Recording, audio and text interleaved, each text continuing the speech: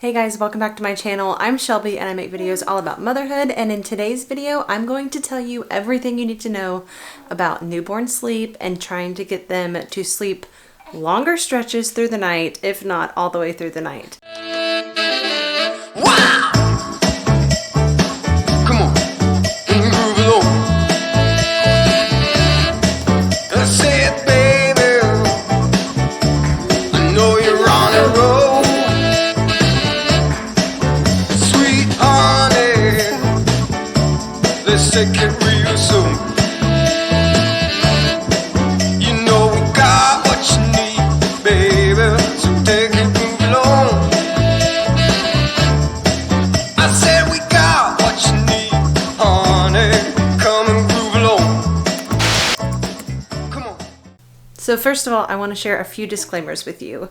For one, I breastfeed my daughter, so some of these tips may only be for breastfeeding mamas.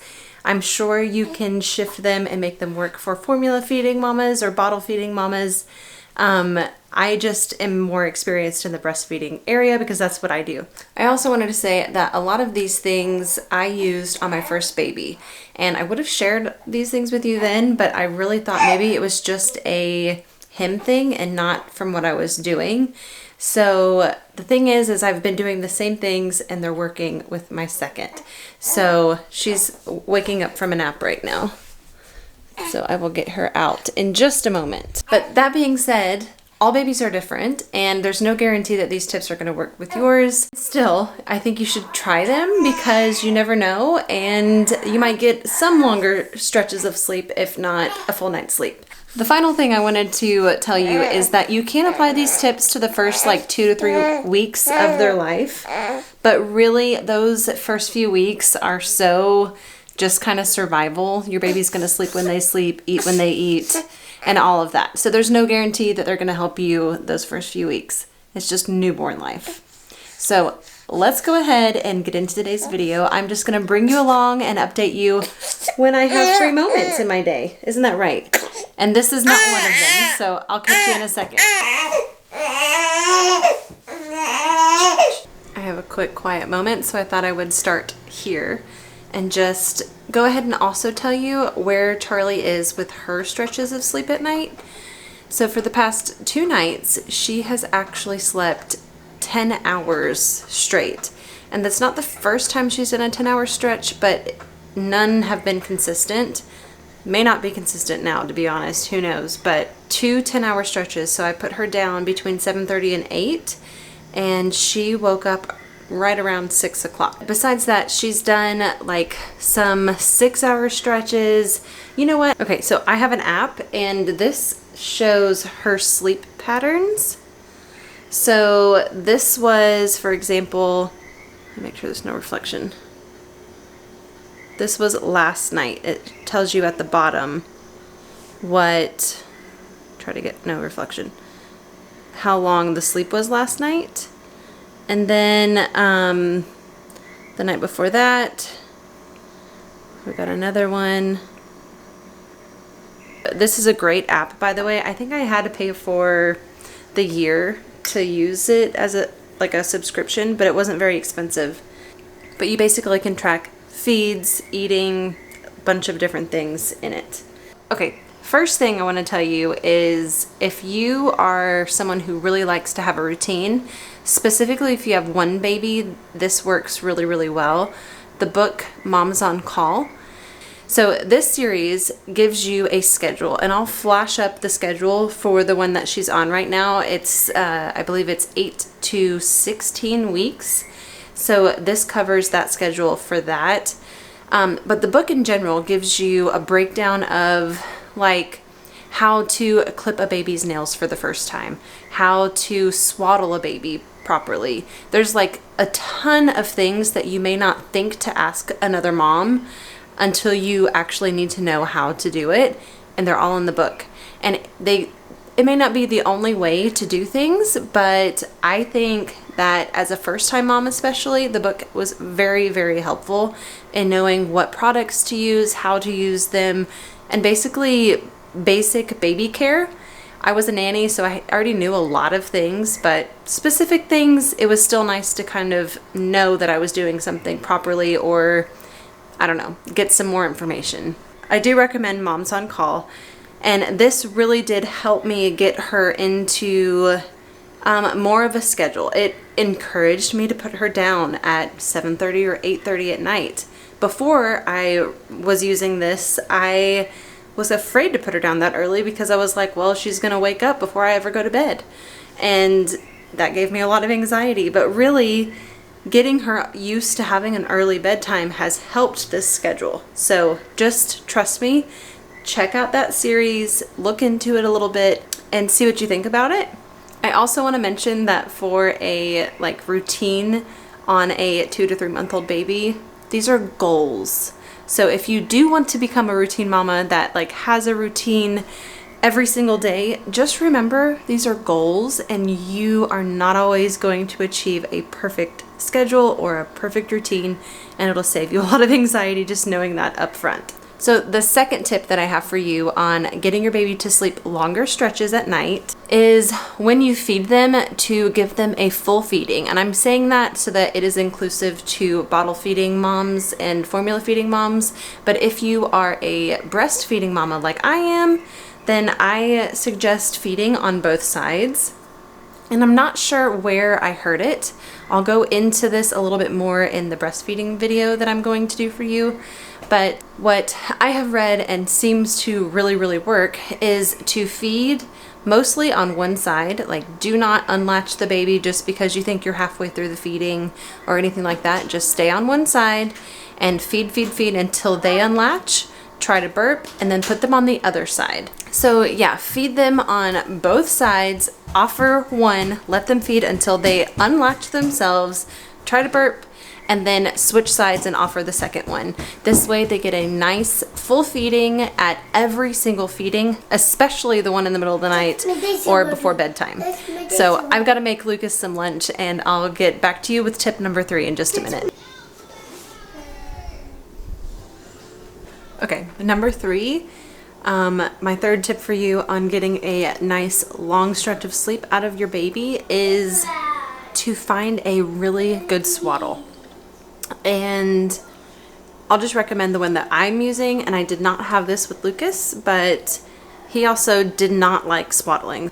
Charlie has always liked being swaddled. She kind of resists it when you first put her in, but I ended up buying the Ollie swaddle because she could break out of every other swaddle, and I am so glad I did. She has slept in it for her naps and at nighttime every night since we got it, and I think we got it when she was about 3 weeks old, and it is so good. It's tight enough around her shoulders that she cannot break out of it, but find a swaddle that your baby can't break out of. If you're looking for a good one, the Ollie swaddle is the way. Tip number 4 is just pause. If your baby starts to wake up, they're wiggling around in their crib, they're grunting a little bit here and there, maybe even they let out a little bit of a cry, stop. Do not go pick up your baby in anticipation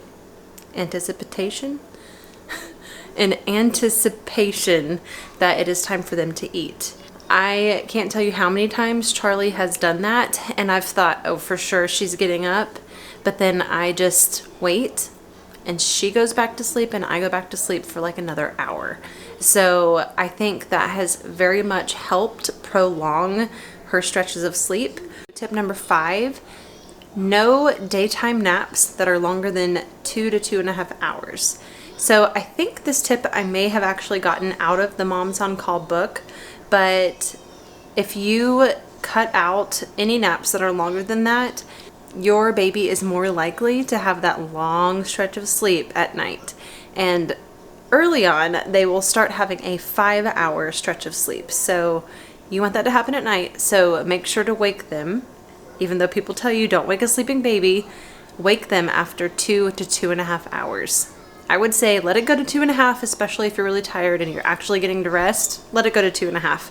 But wake them at 2.5 hours, and you will see them start to take that longer stretch of sleep at night. I actually started doing this one right out of the hospital because I remembered it worked with Lucas and it worked with her. So I was getting 3-4 hour stretches of sleep in that first couple of weeks.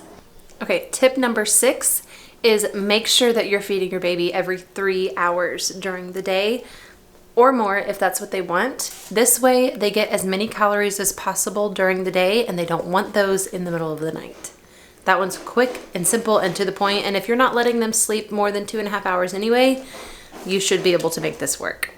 Okay, so I'm sitting here editing and realized I completely skipped over number 7, and that is to have a bedtime routine. So what we do is we do a bath time and then we feed and then she goes in the bed.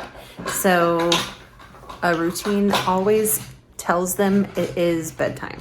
And just another quick little tip to go with this one is that they do better feedings right before bed if you have 2 to 3 hours between their dinner time feeding and bedtime feeding. And if you go to the Moms on Call book that I was talking about, this is explained in there, and on the schedule, if you were to follow that schedule, you have about 2 to 3 hours between the dinner time feeding and the bedtime feeding.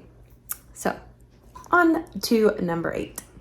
Okay, tip number 8 is probably one that you've heard before, but use white noise. I kind of thought that I might not use white noise with the second one, at least not as much, because I wanted her to get used to hearing Lucas running around and all of those types of things. But if you want your baby to have good sleep, white noise it is. I'm also going to show you one that I have that's portable. I got this on Amazon, and this is amazing if you are out and about and it's nap time for your baby.